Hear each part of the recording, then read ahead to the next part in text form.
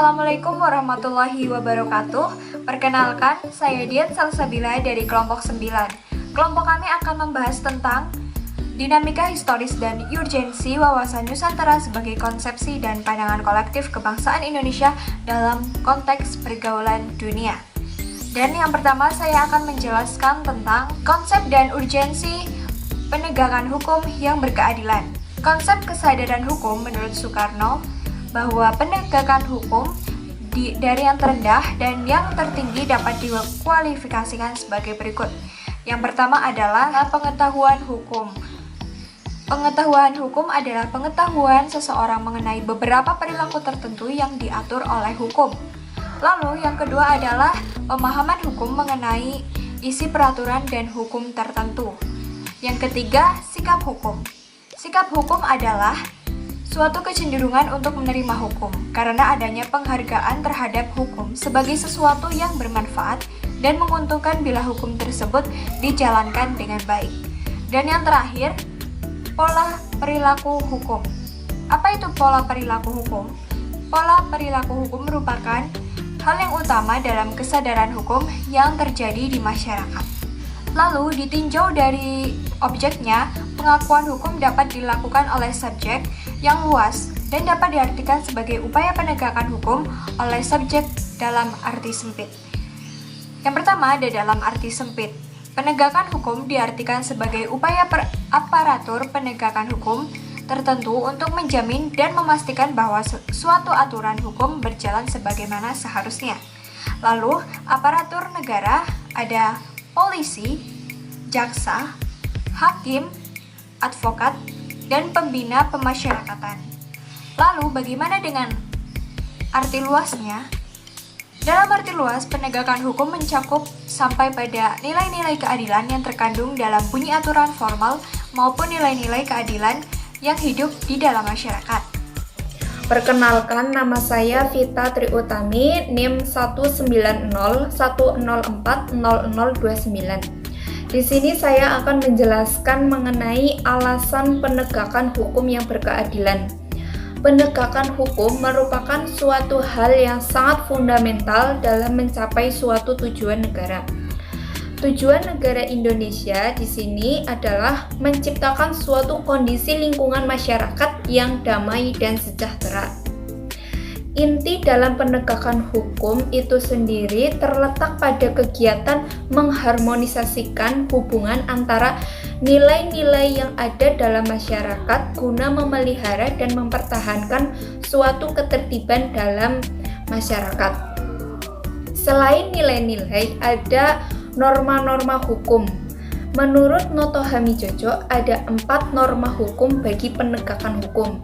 Yang pertama, norma kemanusiaan, bahwa hukum yang berkeadilan melihat dari sisi kemanusiaan, bahwa setiap manusia itu memiliki suatu hak yang perlu dipertanggungjawabkan dan perlu dipertahankan.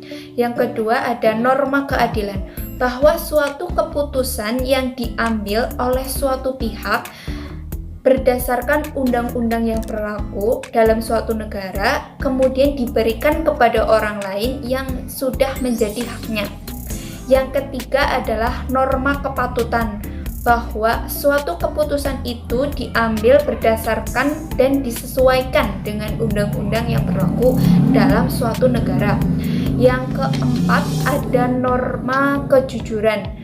Norma kejujuran ini merupakan suatu sikap yang harus diambil dalam penegakan hukum dalam menangani suatu kasus hukum agar dapat diambil suatu keputusan yang berkeadilan.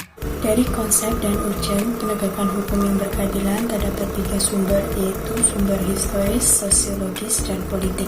Yang pertama dari sumber historis, yaitu dalam upaya mewujudkan sistem hukum nasional yang bersumber pada Pancasila dan Undang-Undang Dasar Negara Republik Indonesia tahun 1945, bukan hanya diperlukan pengembangan materi hukum. Dan yang kedua dari sumber sosiologis, yaitu hukum bertujuan untuk mengatur kehidupan dan ketertiban masyarakat untuk mewujudkan masyarakat yang tertib, maka hukum harus dilaksanakan atau ditegakkan ditegakkan secara konsekuen. Dan yang ketiga yaitu dari sumber politik terdapat dua hukum, yaitu yang pertama hukum material dan yang kedua hukum formal. Yang pertama dari hukum material itu terdapat pada hukum pidana terdapat dalam Kitab Undang-Undang Hukum Pidana atau KUHP. Untuk hukum perdata terdapat dalam Kitab Undang-Undang Hukum Perdata atau KUHP. Dan yang kedua dari hukum formal terdapat pada hukum acara pidana yang diatur dalam Kitab Undang-Undang Hukum Acara Pidana atau KUHP dan hukum acara perdata. Saya Aldi, NIM 41 dari kelompok 9 akan mempresentasikan kerja kelompok kami tentang dinamika dan tantangan pengakuan penegakan hukum yang berkeadilan, mampu melaksanakan ketertiban dunia yang berdasarkan perdamaian dan berkeadilan sosial dalam upaya menghadapi tantangan global. Upaya pemerintah telah jelas pada setiap masyarakat harus mengedepankan nilai hukum yang berkeadilan dan berjiwa Pancasila.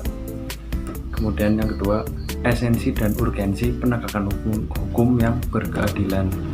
Konsep dari urgensi negara penegakan hukum yang berkeadilan. Oleh karena itu, hendaknya penegakan hukum mampu mempunyai karakter yang cerdas,